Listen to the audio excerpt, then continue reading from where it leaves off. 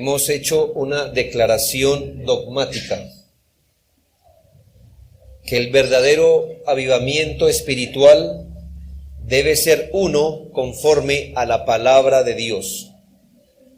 Pero quisimos precisar qué queríamos decir con esto. En primera medida, que un avivamiento sea bíblico significa que es según las promesas de la Biblia. No podemos esperar aquello que Dios no ha prometido, aquello que no es su voluntad.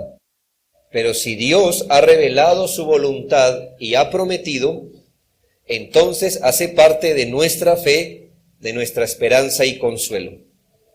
Así que un avivamiento es bíblico si corresponde a las promesas que Dios ha hecho al respecto.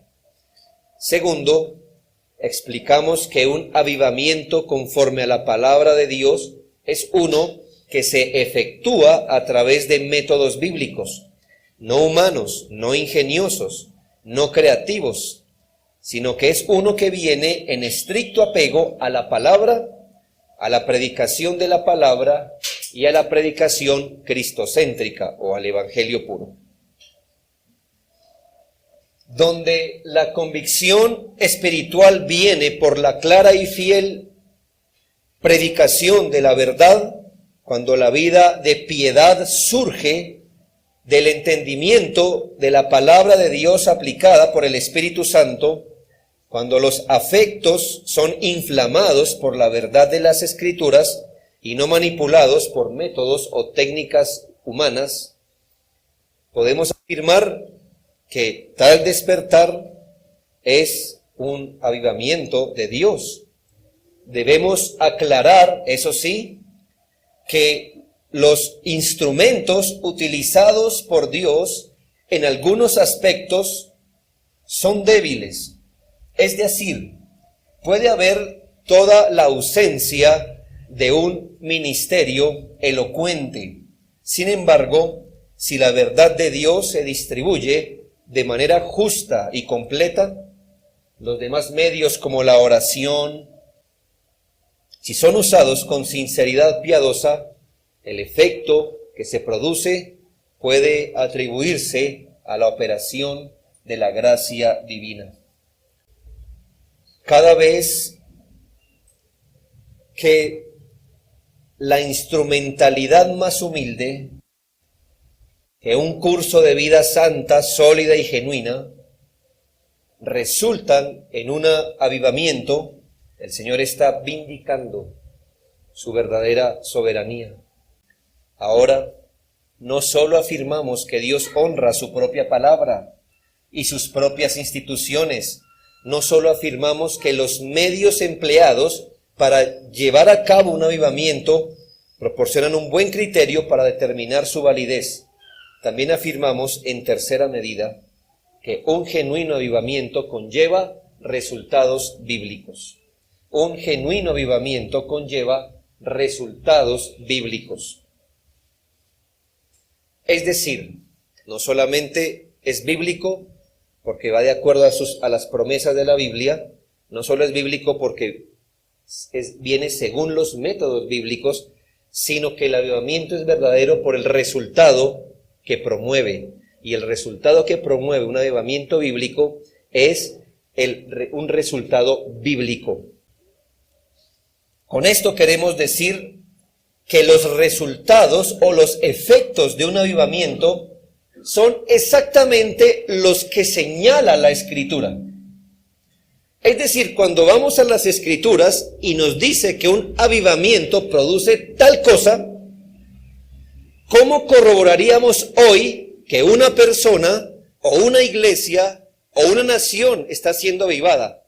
Pues porque resulta haciendo tal cosa que dice la Biblia. Si la Biblia dice que tales o cuales son resultado de la operación poderosa del Espíritu, entonces, hermanos, cuando vemos el resultado podemos decir, entonces este es un avivamiento bíblico. Si un avivamiento espiritual, por ejemplo, da como resultado que un pueblo se vuelva orgulloso, liviano en su trato con las Escrituras, más ignorante de sus propios pecados, más ignorantes de Dios, más descuidados de los medios de gracia. Si un avivamiento trae consigo mundanalidad, entonces no tenemos un avivamiento bíblico, no importa cuán impactantes y dramáticas hayan sido las experiencias que la gente tuvo bajo ese supuesto avivamiento. Es decir, sencillamente no puede ser. ¿Qué ve hoy usted? Hoy usted ve comunidades, miles de personas avivadas, ignorantes de la Biblia. Y entonces uno dice, bueno, aquí hay un avivamiento que produce gente ignorante de la Escritura. ¿Qué podemos concluir? Que ese no es un avivamiento verdadero, un avivamiento bíblico. Porque los avivamientos bíblicos, si son de acuerdo a la palabra de Dios, ¿qué producirán entonces? Gente que conoce la palabra de Dios. Temo porque gente en esos falsos avivamientos se cree menos pecadora, ¿sí se ha dado cuenta? La gente bajo esos avivamientos se les ha enseñado que han entrado en una dimensión, llamémosle la dimensión desconocida. ¿Por qué? Porque viven creyendo que no pecan o cosas así o no tanto o algún manejo le dan a eso. Entonces uno dice, si cuando viene el Espíritu Santo de forma normal convence de pecado, y si cuando su obra es poderosa, pues convencerá mucho más de pecado, ¿por qué esta gente no es convicta de pecado? ¿Qué está produciendo ese avivamiento? Mire, hermanos, gente va y tiene sus experiencias cada momento, pero hermanos, son mundanos. Viven como la gente del mundo, de verdad, son mundanos. Su lenguaje, su manera de pensar, son mundanos, son livianos con Dios. Entonces usted dirá, ¿de qué categoría es ese avivamiento que produce cristianos mundanos? No es un avivamiento bíblico. Los ves, gente atrevida con Dios, irreverentes en la adoración. Los ves con vidas sin piedad, sin arrepentimiento, sin temor de Dios. ¿Qué avivamiento es este? Podemos decir, es un avivamiento de las emociones, pero no es un avivamiento bíblico. He tratado de mostrar desde el Antiguo Testamento cómo la gente avivada por el Señor, mediante la aplicación de la palabra a sus vidas, ha tenido convicción de pecado, justicia y juicio, que son propiamente las obras del Espíritu Santo. Hemos visto cómo la gente se vuelve a Dios, al culto, a la obediencia real y viva. Le he mostrado por la Escritura cómo Dios les da un corazón unificado para Dios, para la oración, para las Escrituras. No le he mostrado vidas que no sufran o que no sean probadas o tentadas, no. Le he mostrado vidas transformadas, que progresan en la fe, que perseveran. Hemos ido también al Nuevo Testamento para ver exactamente lo mismo, pero con un poco de más precisión, porque ahora Cristo es el centro de ellos. El Evangelio es su base. Las vidas transformadas por el Espíritu Santo al carácter de Cristo, esa es la norma. Vidas dadas a los medios de gracia evangélicos. Vidas dadas a la iglesia, que es el cuerpo de Cristo. Todo eso es su evidencia. Por eso esencialmente es una vida teocéntrica, cristocéntrica, bibliocéntrica, que persevera en medio de muchas luchas. ¿Sabe quiénes son los tesalonicenses? Pues los tesalonicenses, debo recordarles, hermanos, que en la palabra de Dios tienen muy buena fama. Así que estamos hablando de una iglesia que, sí, desde sus comienzos supo qué es desarrollar su vida cristiana en medio de la persecución. Ahora, con esto en mente, vaya primero a los Tesalonicenses, capítulo 1. Y estos creyentes son son ejemplares, son singulares en la palabra de Dios, porque tantas cosas buenas no se dicen de un grupo de creyentes en tan poco espacio. Permita que le haga un poco de énfasis en lo que vamos a leer. No solo mire en 1 Tesalonicenses 1 el hecho que la palabra de Dios llegó a ellos, eso podemos amarrarlo al sermón pasado, cómo ellos resultaron despertados debido a la predicación, sino note lo que produjo. Mire el efecto, mire por su efecto qué tipo de obra hizo el Señor en su corazón. Dice del versículo 2, damos siempre gracias a Dios por todos vosotros, haciendo de memoria de vosotros en nuestras oraciones, acordándonos sin cesar delante del Dios y Padre de la obra de vuestra fe. O sea que la fe no se quedó como en el creer, sino que la fe obró, la obra o el trabajo de vuestra fe, del trabajo de vuestro amor y de vuestra constancia en la esperanza en nuestro Señor Jesucristo. Si solo este versículo fuera, usted diría, la gente estaba bien, ¿no cree? Pero sigue diciendo, porque conocemos, hermanos amados de Dios, vuestra elección. No llegó a vosotros en palabras solamente, sino también en poder, en el Espíritu Santo y en plena certidumbre. Como bien sabéis cuáles fuimos entre vosotros, por amor de vosotros, y vosotros vinisteis a ser imitadores de nosotros y del Señor, recibiendo la palabra en medio de gran tribulación, con gozo en el Espíritu Santo, de tal manera que habéis sido ejemplo a todos los de Macedonia y de Acaya que han creído. Porque partiendo de vosotros ha sido divulgada la palabra del Señor, no solo en Macedonia y Acaya, sino que también en todo lugar vuestra fe en Dios se ha extendido. De modo que nosotros no tenemos necesidad de hablar nada, porque ellos mismos, los de Macedonia y Acaya, cuentan de nosotros la manera en que nos recibisteis y cómo os convertisteis de los ídolos a Dios para servir al Dios vivo y verdadero y esperar de los cielos a su Hijo, al cual resucitó de los muertos, a Jesús, que nos libra de la ira venidera.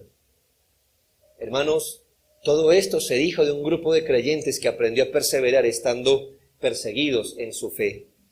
¿Qué nota allí? No, hermanos, agradecemos a Dios que aún ahí con fuerza medio arrancan y se congregan los domingos por la mañana y con rogadera. Bueno, es mejor que 3 evangelicen, pero ahí van, hermanos, adelante, porque vi que la obra de su fe, bueno, no es la que deberían, pero ahí vamos, hermano, adelante. No, hermanos. ¿Qué vida tienen ustedes?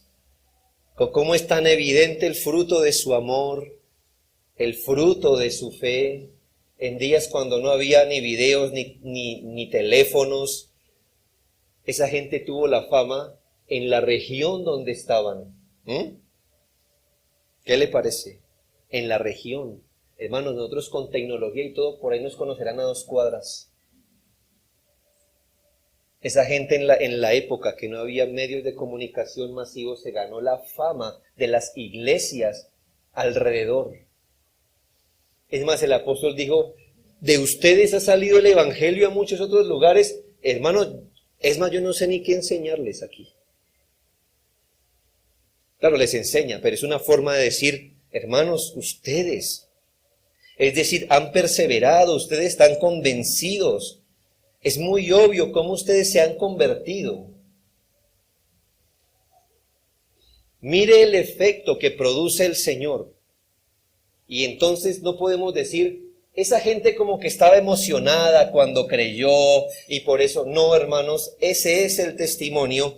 Y por el fruto se conoce el tipo de avivamiento que ha tenido.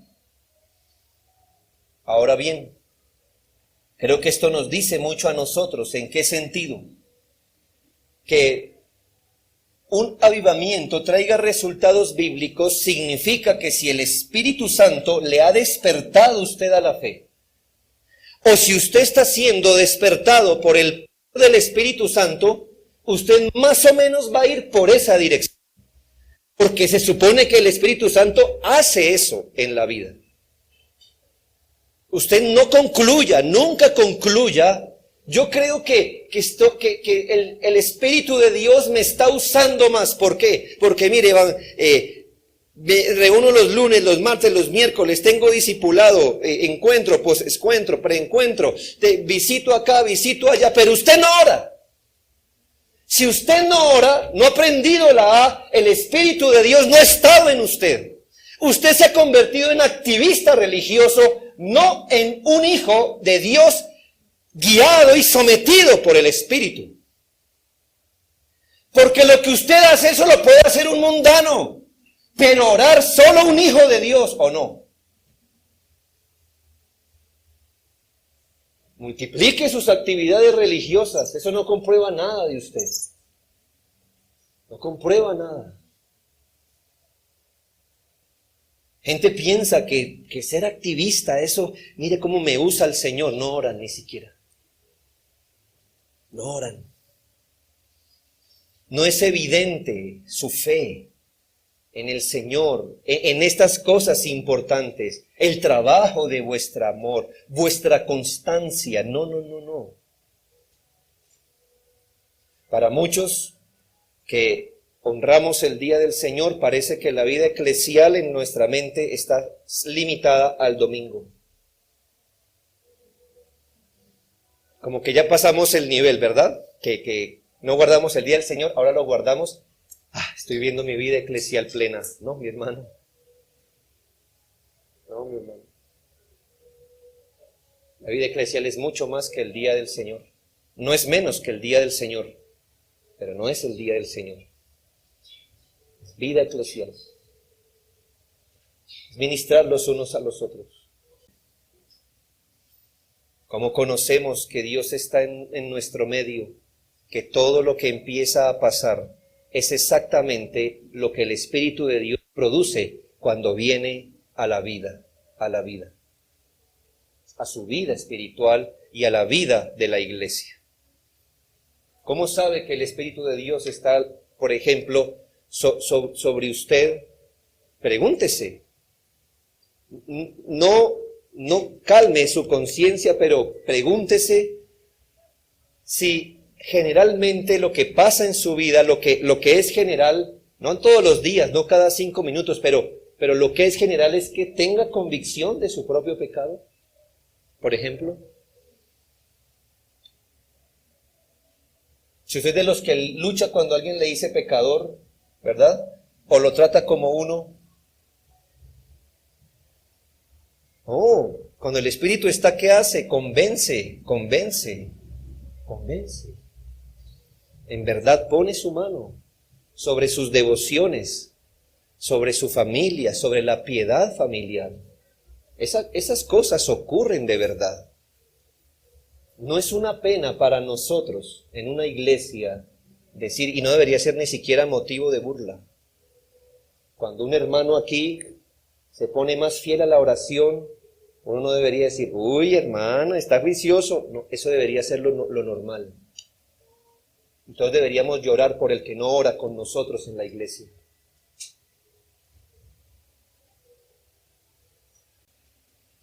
¿Entiende el punto?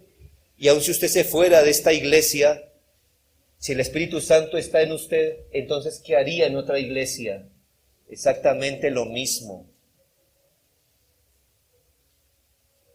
Usted dice, pastor, me queda muy duro. Vivo a 5 cuadras, es durísimo congregarse para mí. Yo no le estoy mintiendo. Usted debería leer un poco más la historia de la iglesia. ¿Usted piensa que es el único creyente que trabaja entre semana y le toca congregarse para orar? Mientras haya creyentes que el día de hoy vayan de pueblos a la ciudad más cercana a congregarse porque no hay más, ¿qué excusa tendremos nosotros?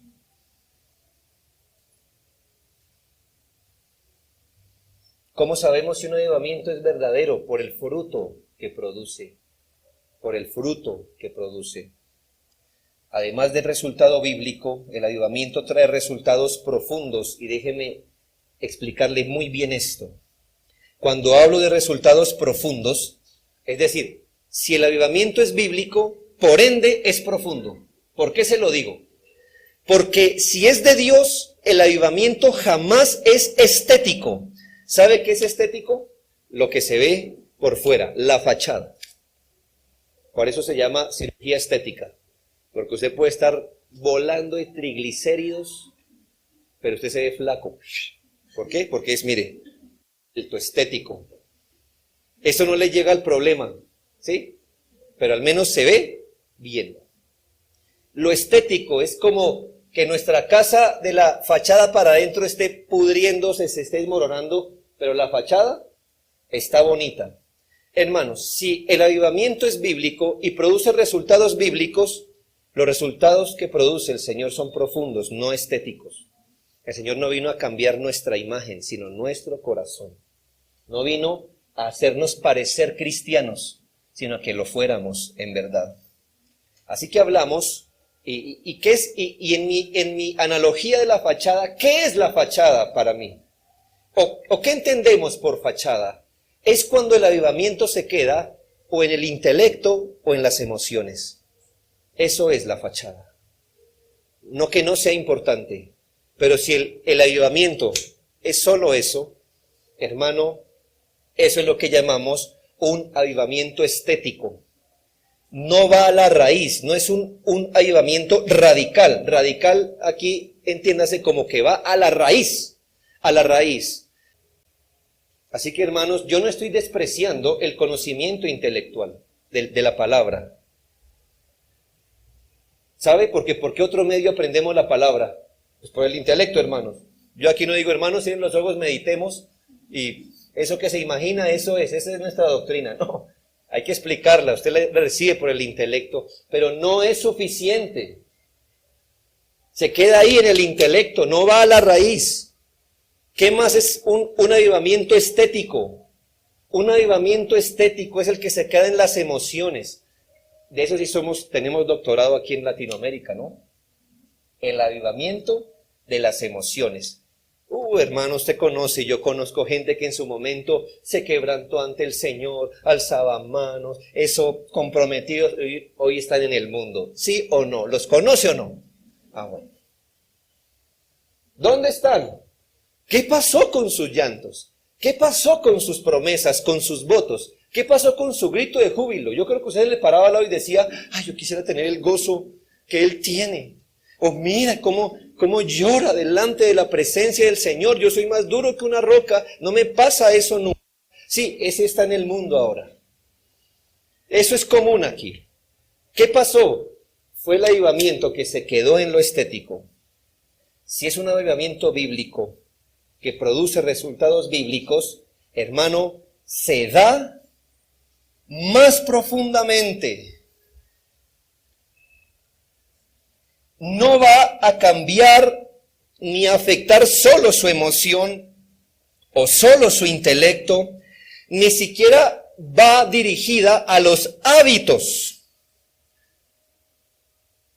Gente cambia los hábitos. Cuando los examinas, ves cuán ignorantes son de la Biblia.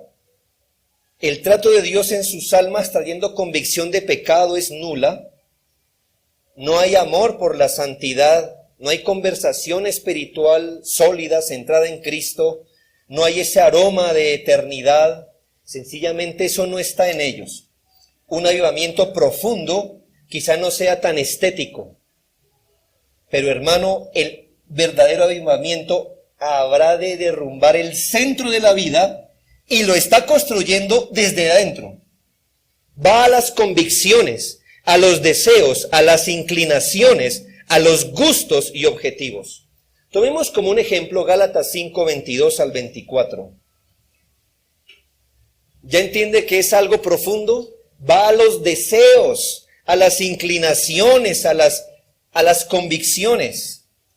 Gálatas 5:22 es ese maravilloso contraste entre las obras o el trabajo de la carne y el fruto o el resultado del trabajo del Espíritu Santo en una vida. Mire, dice, mas el fruto o la evidencia o el resultado del trabajo del Espíritu Santo en una vida es amor, gozo, paz, paciencia, benignidad, bondad, fe, mansedumbre, templanza. Contra tales cosas no hay ley, pero los que son de Cristo han crucificado la carne con sus pasiones y deseos. Mire un poco esto. Hablemos, por ejemplo, del gozo o la paz. Hermano, ¿el gozo y la paz son actividades? ¿El gozo y la paz son acciones?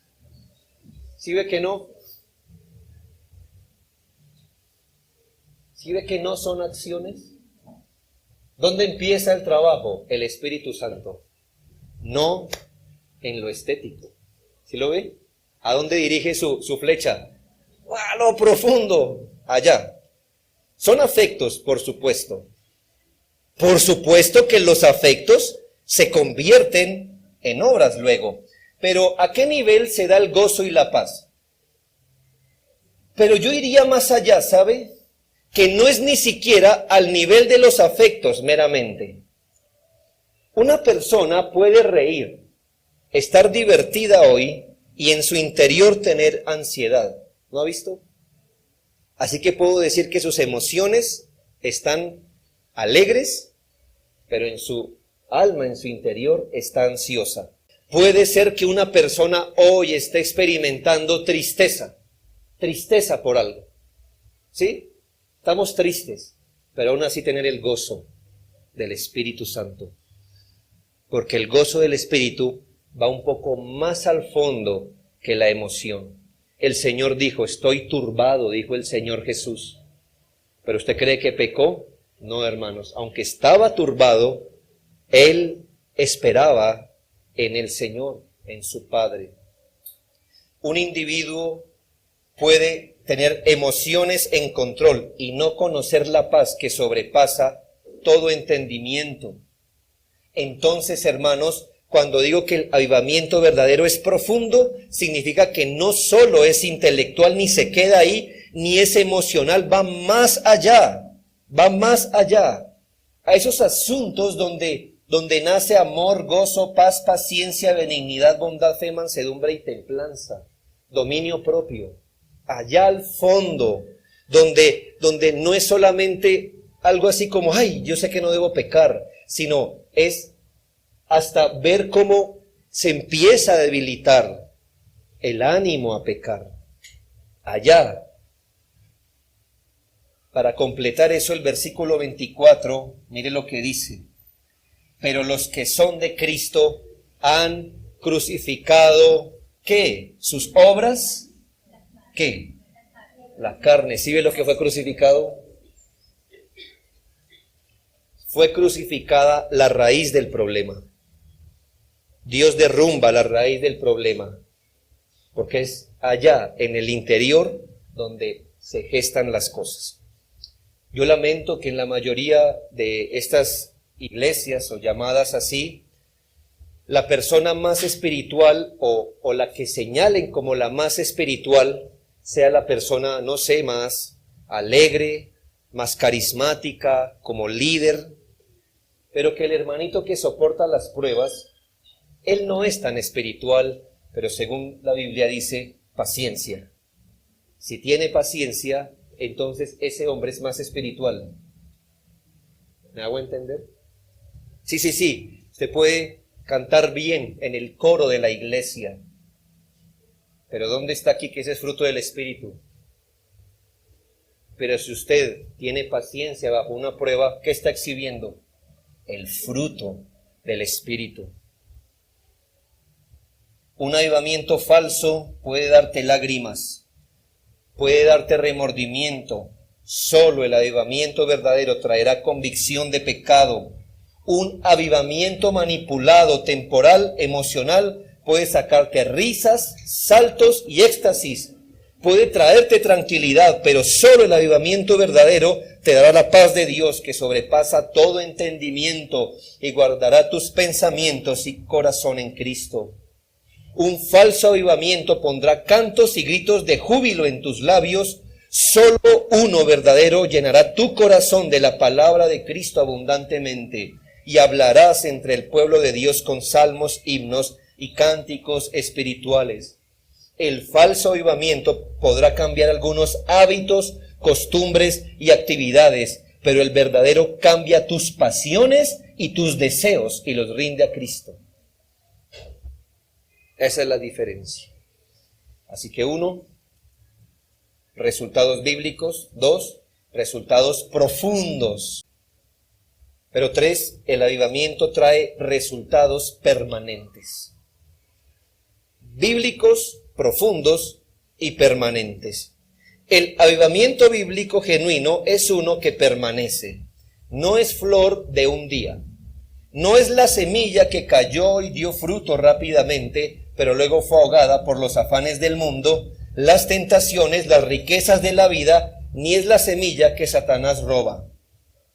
El avivamiento espiritual, como todo en la vida de fe, será probado. Se espera que el individuo pueda soportar la tentación, permanezca, sea fiel en el cumplimiento de todo deber religioso, siga peleando como buen soldado de Jesucristo. Es impresionante ver la gran cantidad de gente que hizo un día una profesión de fe. Por un tiempo parecían cristianos, parecían hasta crecer rápidamente. En verdad, algo envidiable. Pero hoy ni siquiera están en Cristo, como la palabra de Dios dice. Sus lágrimas, gozos, votos, trabajos quedaron atrás. Y esto nos comprueba, hermanos, que la gente puede entusiasmarse. Y no hay nada más mutable que nuestras emociones.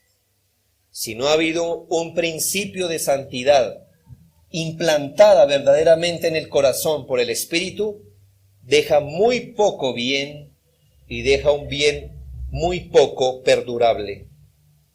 Si la mayoría de los que dicen haber sido avivados regresan rápida o gradualmente al mundo, viviendo una vida descuidada, exhibiendo un ejemplo no edificante, si manifiestan un espíritu de orgullo y siguen con ignorancia espiritual, no es más que avivamiento de nombre. La prueba de que has sido realmente iluminado por el Señor y avivado no es que hoy te emociones, sino que permanezcas hasta el día de hoy.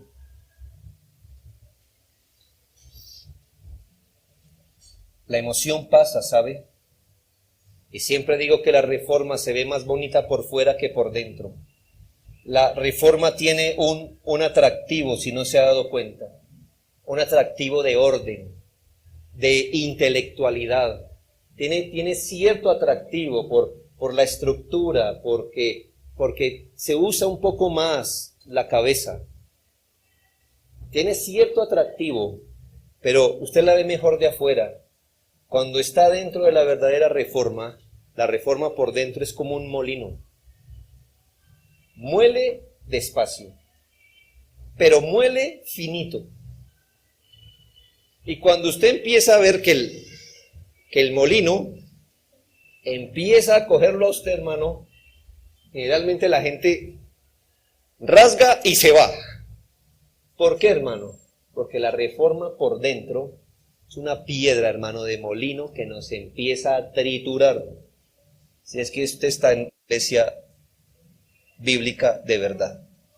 Lo tritura, hermano, lo tritura. Tritura su seguridad carnal, tritura sus hábitos familiares, sus deseos, todo lo tritura. Tanto que hay gente que dice, pastor, es que cada sermón es como que, hermano, no le estoy predicando a ángeles. Ellos no necesitan de esto.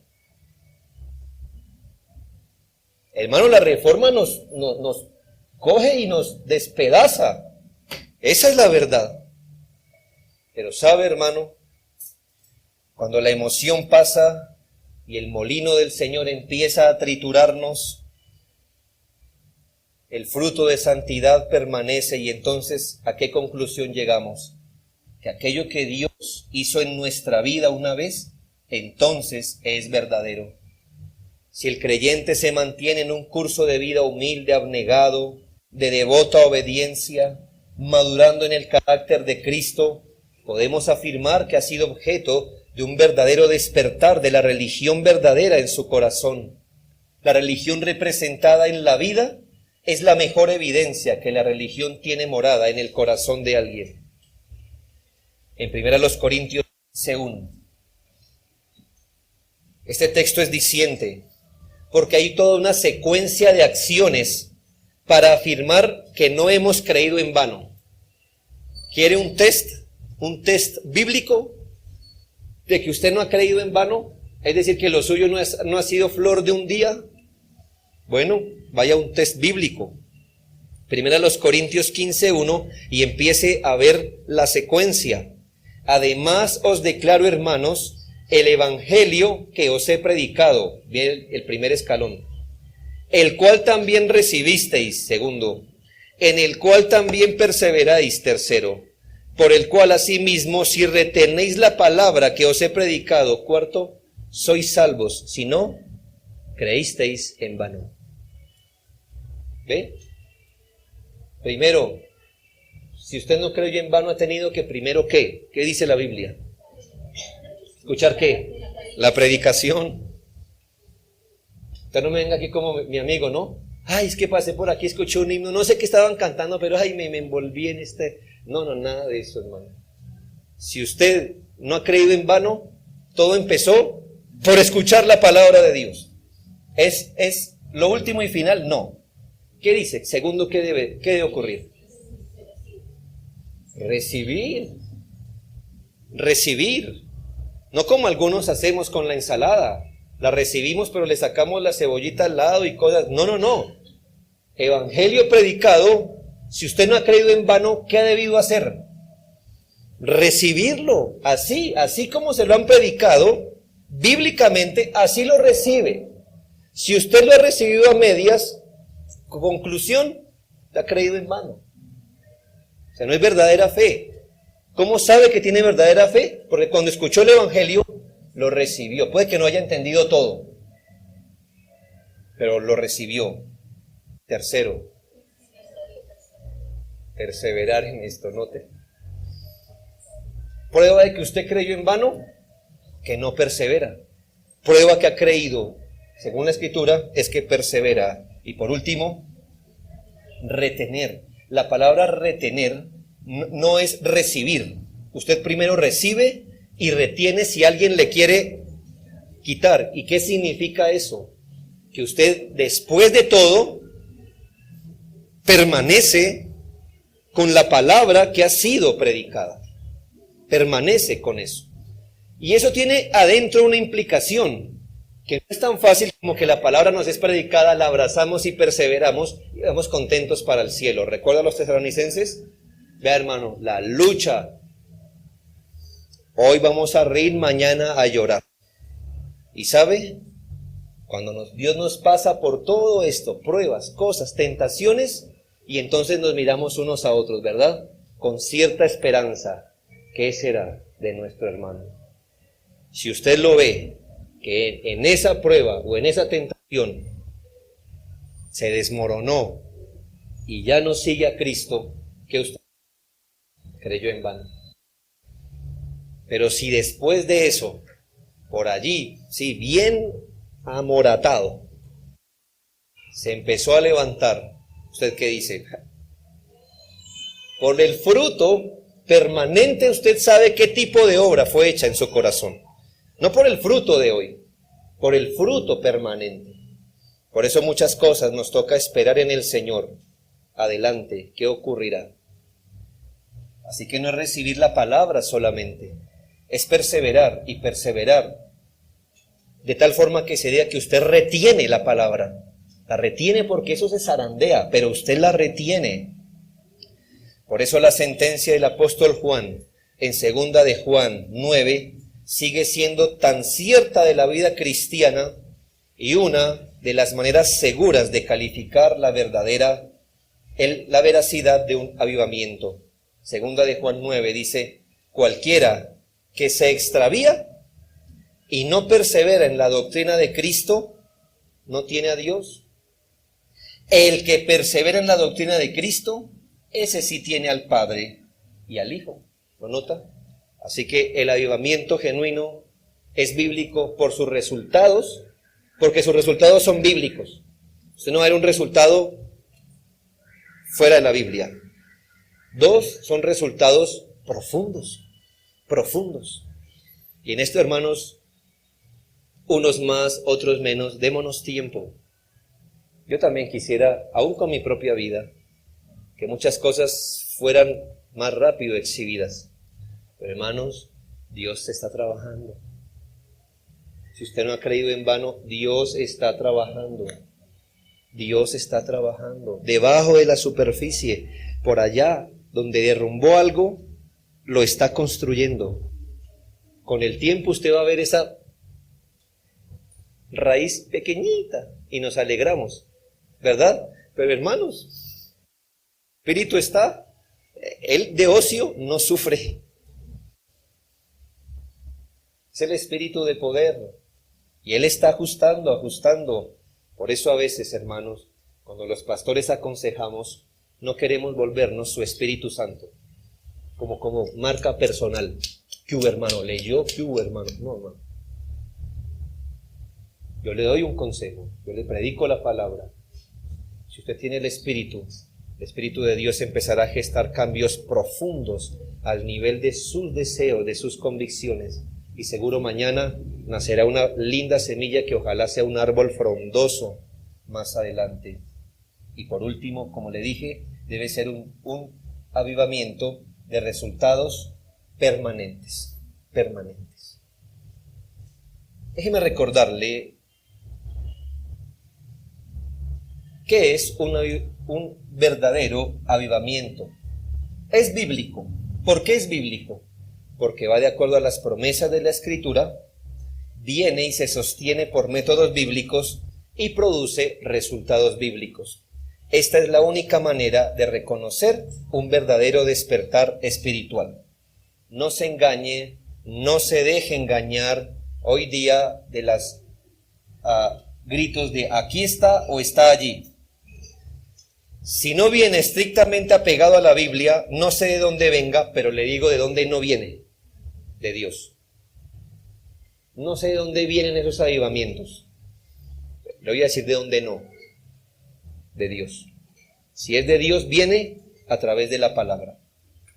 Mientras más nos ajustamos en la gracia de Dios y con la ayuda de Dios a la palabra, en entendimiento, en dependencia de Dios, en aplicación de la palabra, podemos estar seguros de disponer delante de Dios como madera en un altar aquello que deseamos que Dios avive. Consideremos este tema, oremos y trabajemos por un avivamiento bíblico, personal, eclesial y nacional.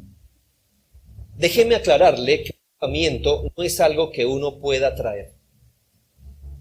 Tenemos la misma capacidad de traer un avivamiento que la que tenemos de hacer llover fuego del cielo. Tenemos esa misma capacidad. Yo le dije que deberíamos orar y trabajar, considerar, orar y trabajar. Se dirá, pero nos dice que debemos trabajar por un avivamiento y después nos dice que tenemos la misma capacidad de hacer venir un avivamiento que la que tenemos para hacer llover fuego del cielo. Por eso debo explicar qué es eso. No podemos hacer llover fuego del cielo, pero podemos en la gracia de Dios poner madera sobre el altar, clamar al Dios poderoso, quizá en su divina misericordia fuego del cielo caiga y consuma esa madera. Considere primero que este tema no es de emocionarse con él, sino de meditar, de darle toda nuestra mente y reflexión y entendimiento. Considere muy bien el tema. Considere si eso es lo que usted desea, si eso es lo que deseamos. Considérelo. Que no sea una emoción, que no estemos pidiendo un avivamiento solo porque parece lindo lo que pasará. No, hermanos, considere este tema. Considérelo a la luz de la Escritura.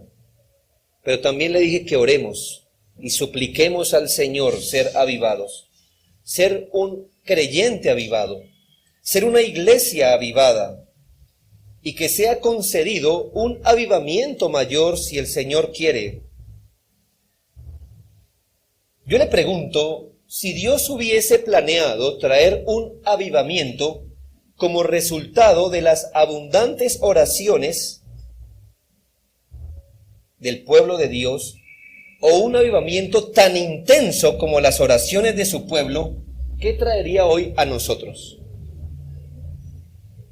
Pregúntese esto, y con afecto le pregunto a usted, hermano, si Dios dijera hoy, aquí, en un minuto, conforme a lo que usted me ha dicho, conforme a lo que usted ha clamado y como ha clamado, le daré un avivamiento tan intenso como usted ha clamado, ¿con qué se iría hoy usted de aquí? Probablemente se iría igual. Igual. Hermanos, no podemos hacer de un avivamiento espiritual un asunto de emoción. Hay muchas cosas que en su soberanía solo Él nos traerá como respuesta a la oración, y la traerá en proporción a la oración. ¿Me hago entender? No solo nos la traerá por la oración, sino en la misma intensidad que oramos, así nos la dará. Yo no sé si este sea uno o no, pero hay cosas que Dios hace así.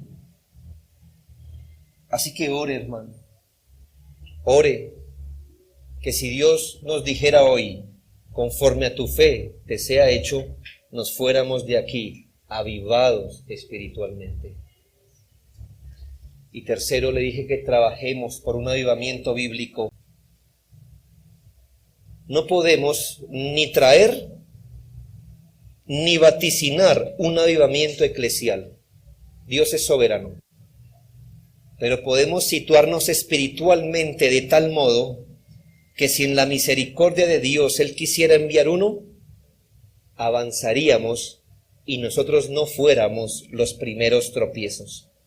¿A qué me refiero con ubicar la vela de forma que el viento nos sea favorable? Hermanos, una vida de fe en Cristo, amor por Él, devoción, adoración, oración, meditación, santificación personal, eclesial, familiar. Yo no sé si Dios quiera enviar su viento, pero si Él lo quiere enviar, que nuestras velas, hermanos, estén alineadas allí. ¿Sabe qué es una buena oración? Señor, acomódeme de tal forma que yo no te estorbe a ti. Acomódeme. Dios nunca va a avivar una vida negligente de oración. Él va a avivar la oración. Así que ore, ore. Cuantas veces más ore, más dirección le da a la vela. Santifíquese en el Señor. Adore al Señor con su pueblo. Sea un hombre piadoso en su trabajo. Sea un hombre piadoso en su familia. Vaya perfeccionando su vela, váyala acomodando para que si Dios hoy nos diera un impulso de su gracia, avanzaríamos mucho. Roguemos al Señor y esperemos a Dios. Y comenzamos esta serie con las palabras del salmista: avívanos, Señor, conforme a tu palabra. Oremos.